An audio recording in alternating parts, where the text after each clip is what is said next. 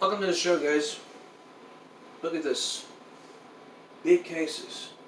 Look at these cases. We're now up to 17,000 cases, over 17,300 cases. Numbers recovered, and we're getting close to 300 deaths in this state, in this county.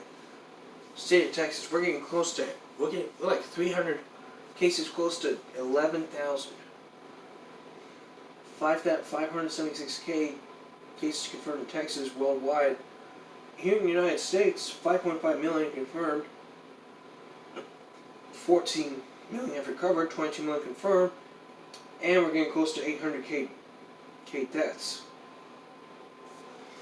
Harris County, they're not doing a good job. The cases are on the rise. 93,872 confirmed cases, but the deaths, we're getting close to 2,000. Look at these cases. Harris County, what you need to do is make sure that you know what you're doing.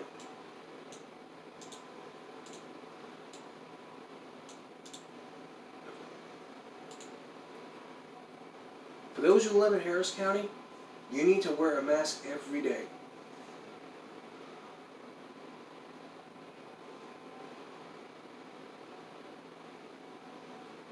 You're getting close to 100,000. Would you like to see some more? Would you like to say we don't care about masks at all? Your county judge, whoever that is, needs to understand, like, you've got to mandate masks. And possibly fine them. First warning, just a warning. Second time, fine at $200. It's like these people don't even care about wearing a mask. When you don't realize a mask is really important to you and me. Like I've said this 1,000 times on the show. You need to wear a mask at all times. It is important to the safety and well-being of your health and my health. I don't want to get sick. I'm not going to be sick. I don't plan on being sick, period. But if you guys are just going to sit here and say that I wear a mask every day, and I come out there and see you're not wearing a mask and you're not worried about COVID, I hear that all the time. Oh, I'm not worried about COVID. I don't like to wear a mask. I hear it all the damn time.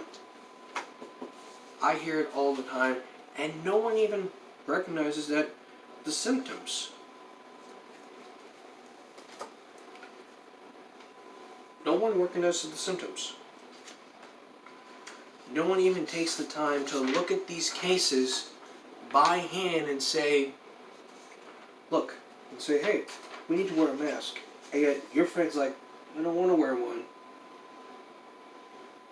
It's the same thing when you go to the beach. If you go to the beach, you've got to wear a mask. Because that stuff is very important to you and me. And it really doesn't matter.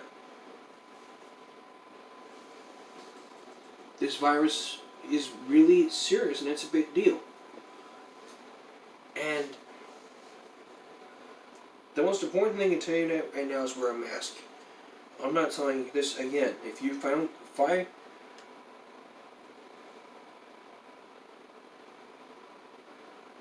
I better not. If I see one person not wearing a mask, I've seen a lot of times, inside people start wearing a mask.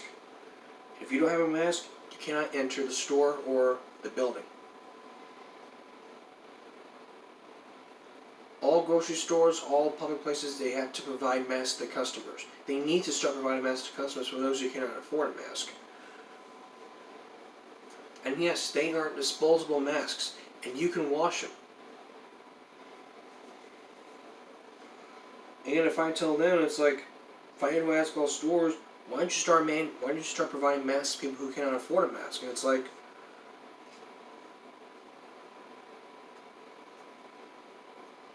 and people will be like, that's a great idea. And it's like, yeah, I like the idea, but we'd be wasting a lot of masks, and we'd be wasting a lot of money.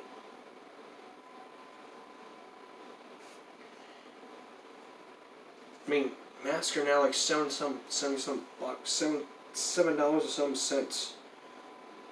Some are like $30, some are like 100, like 90 some bucks. For like a pack of 100. But we're gonna look. But later on in this program, we're gonna look at the types of masks that you should wear and not wear. Bandanas, not gonna work. We'll discuss this later, but we'll discuss it a little bit later. But before I do that, I need to let you know you've got to wear masks. It's not me talking.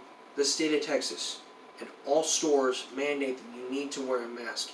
The RTA mandates it, so all stores mandate it. Period. No excuses unless you have a medical condition. If you have a medical condition, then you are excused not wearing a mask. And if you carry a mask card, that's not going to work. You still have to wear a mask. If you have a breathing problem, it's alright. Still ahead. What types of masks should you wear?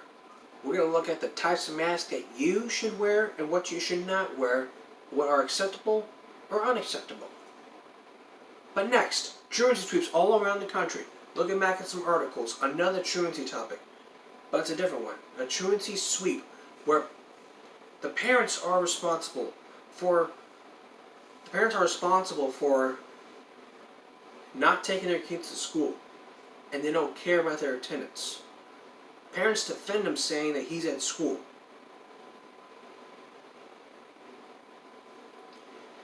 And this is a big issue for learning.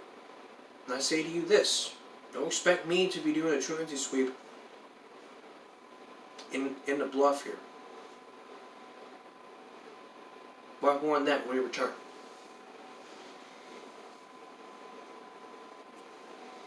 Look, you guys, on this show, I've been talking about truancy, and it never stops. There's parents out there who feel responsible for this. And I've been telling you this in every state. It all depends on whether your son or daughter can get his or her driver's license. If it comes up that says that a lot of absences come in, your son or daughter cannot get a driver's license. But talk about this for all kids. If your child is responsible for this, fines, suspended licenses, and or juvenile hall. Now we're gonna go through. Now it's the same. That's different for parents. For parents, you gotta listen. Because of this, I mean, if you decide not to take your kids to school and you're not responsible, fines, and or jail time. For child endangerment and I think whole delinquency of a minor or something like that, I'm not sure. But there needs to be something here. I mean, for online learning, for remote learning, these kids think that it's not mandatory. No, it needs to be mandatory for all children. If I have to come on Google Classroom and see that you guys are not doing what you're doing, I will ask the teacher to provide me the information of students, or ask the school to give the information. If they're not at school, then I can report that to the school, and then the truancy officer can make sure that kid's doing his online learning. If not, if he cannot afford a Chromebook, he needs to find a computer. If he doesn't have a computer, he needs to find a computer.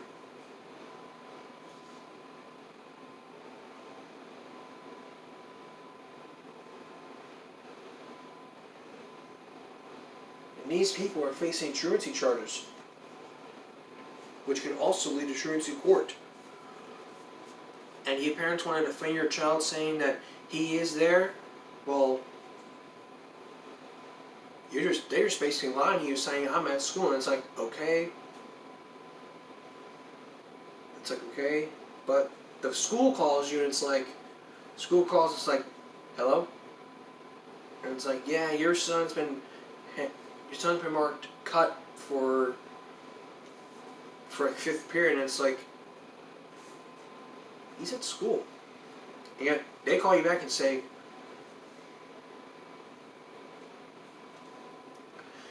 They call the parent, you call your child back, it's like, they told me you were absent. It's like, it was a half day. And yet, oh, and you still believe it, but no. That's a lie. It's a full day of school. You're there for 6.5 hours. So for remote learning, it's a big issue here. But I say to you this, I mean, the attendance rates have gone down because truancy's going up because these people don't care about remote learning. They think it's a joke. And they laugh about it. If you don't show up for your classes, I mean, you could be absent. And if you don't turn in your assignments, it's the same thing. That can be counted as a lot of absences. Like 5 assignments, 5 absences. What if it's...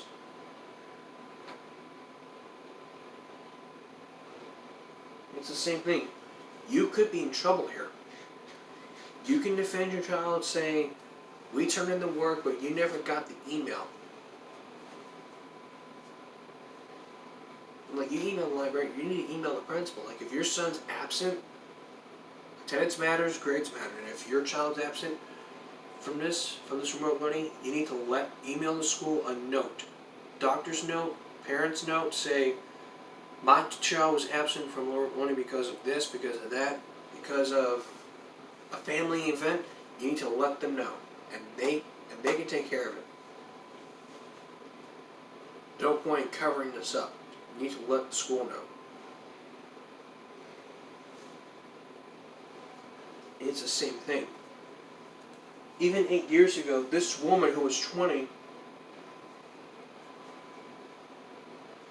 says she got her driver's license suspended because of those truancy. Because of truancy. It may not be a glitch in the system, but it's a big deal. The bottom line is this: the best place for your child to be, the safest place for your child to be, is at school all day, every day, and for remote learning, in your kitchen, at home, all day, every day. It's just remote learning. You're just going to be there. Teacher's going to be there during your classes. Just going to be there for your classes, and it's just remote learning. More education news when we come back, and then later, what types of masks should you wear and not wear? Stay tuned. High school football is coming up next week, and for those who are thinking about bringing their, if those thinking about going, here are the guidelines. Groups of 3 or groups of 4 for the bleachers. 50% capacity. If the cases have lowered, then we jump up to 75%. Social distancing is required.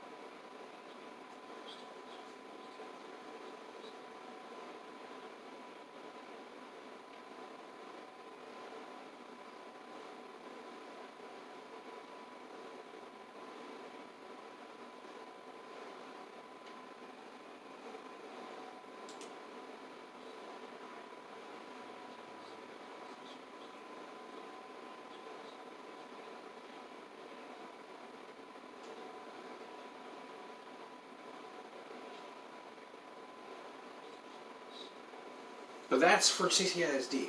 We don't know if Flowers going to do the same thing as CCISD is doing, but I will talk with the acting superintendent, Joe Kelly, about this, and possibly the board, and we will see what happens, whether the new football season is going to start or whether or not it is going to continue. That's just for those in the CCSD area. For more information on these seating guidelines, you can log on to our website at jcarmen67.wixsite.com/givemeabreak. We'll have all the information you need. Next up on the program, the types of masks you should wear and not wear. We're going to explain to you the types of masks that you should and should not wear when we return. Now, as I've been telling you guys a lot of times this past week, because of the virus, you must wear a mask at all times because it is the most important thing to your health. We all have to wear masks every day. When we go out in public, we go shopping, we see people wearing masks, and we have to do the same thing. But have you ever wondered what types of masks you shouldn't wear? Well, the most important thing is do not wear a mask that will conceal your identity. That's number one.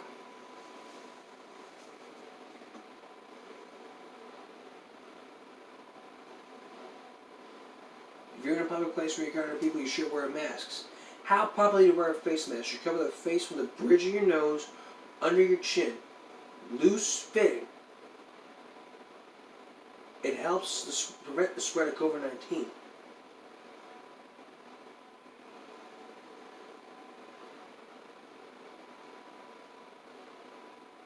Different types of masks. N95 respirators, medical devices made to prevent exposure from tiny drops that remain suspended in the air.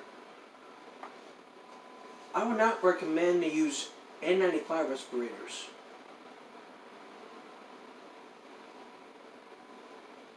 Bandanas, scarves, hand towels, I would not recommend those. Thicker, more cotton fabrics, not recommend. Stretching knits. I mean, people want to make masks and stuff, I get that, but when if you look up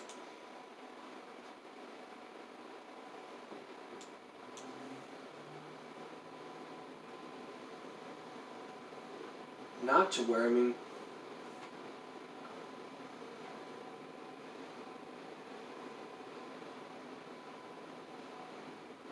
like I said, you can't be wearing, you gotta wear a face mask.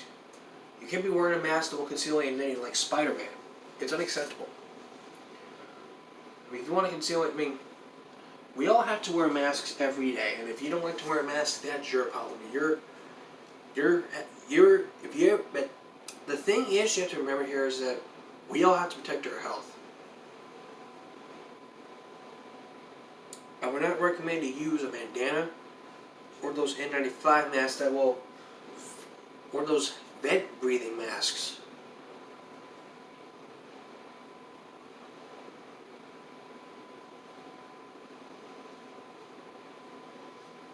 But I would recommend you wear a surgical mask or a mask that will just cover your nose.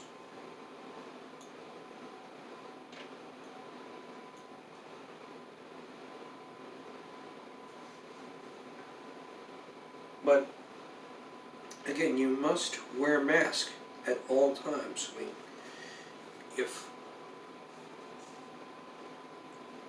we're going to get through this, you have to wear a mask every day, and you must stay 6 feet apart at all times. Social distancing is required.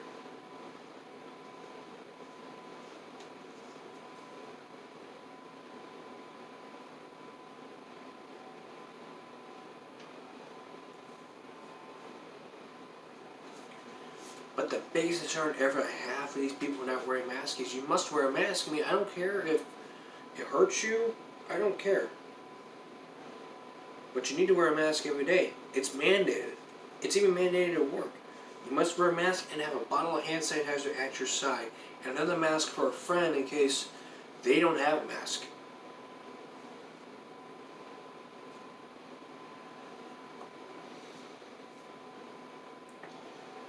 For more information on the types of masks you can use and cannot use, we'll have some on our website, message boards. You can visit that. You can visit that at jcarmen67.wixsite.com/givemeabreak to find out more.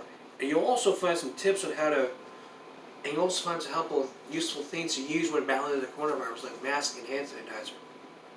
We'll also have that on our website too. More action when we come back. Those we haven't catch up to Channel 6, Alice ISD is moving the school year date from August 24th to September 8th, which is after Labor Day. This comes after the huge spread of coronavirus. It just will help people. So remote learning is still happening in all the states, and I hope that these parents can try to understand and make sure that your kids are doing your online learning. It is mandatory. I don't like to wear a mask, but we all have to.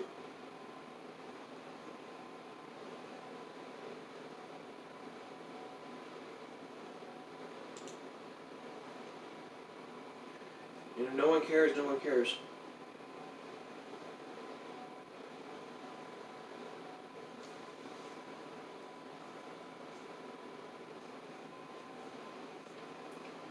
But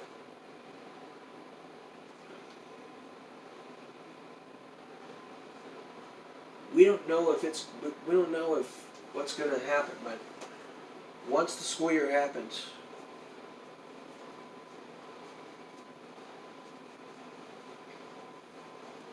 we will know exactly.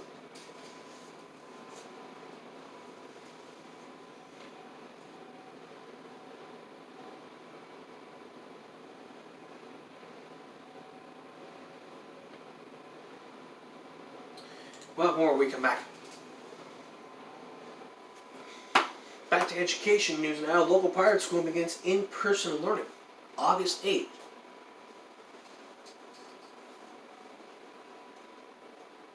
Begins local learning.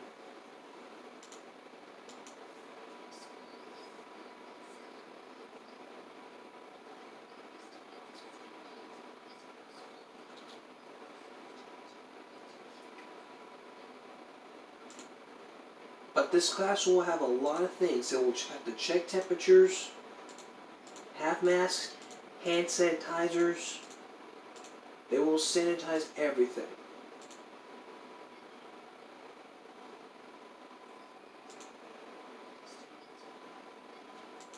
But it's recommended for all students at that school to bring bottled water.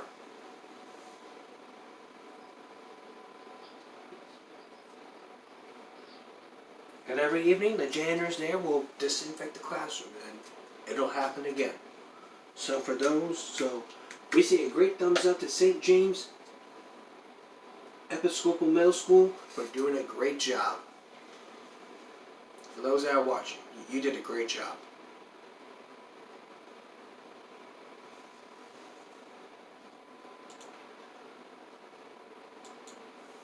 Now,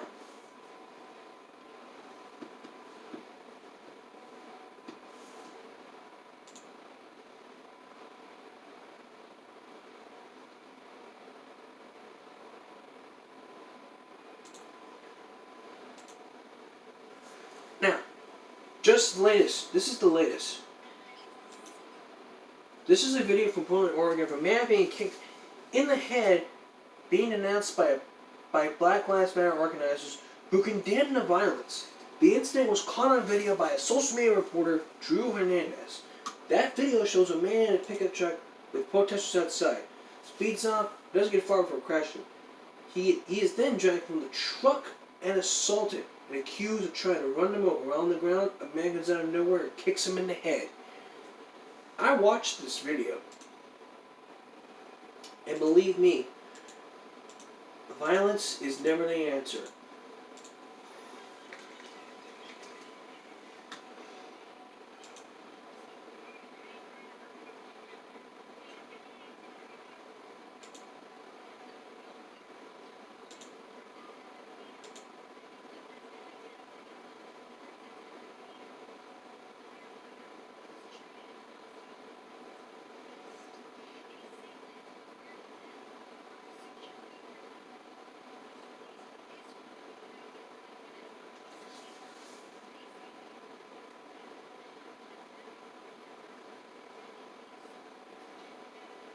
So,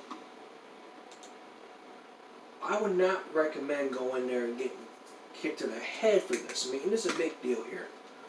And these comments, is an innocent man doing wrong? No one, this is true, nobody deserves to be treated like that. Block traffic, drives because of people have places to be. Surprise Pikachu face. Just defend yourself next time. So we don't have to go through this. For more information about all these stories we did, you can check out jcarpenter67 at wixsite.wixsite.com/givemebreak for all the latest topics we just talked about and on our everyday show. Now, coming up tomorrow on Give Me a Break Wednesday, some tips on how to handle homeless people in your street or while you're walking. From a man who's been dealing with the homeless people all his life. His name is Joe Kramer, and I'll make the offer if he wants to come here on the show to tell us his side and how he plans to do so. That's all for this edition. Give Me a Break Tuesday going into Wednesday. We'll see you again tomorrow for Give Me a Break Wednesday. And a reminder, I'm off Thursday through Saturday, so I'll see you again for Give Me a Break Sunday for our season finale. Our season finale is going to start on Sunday. For all of us here at YouTube, have a great night.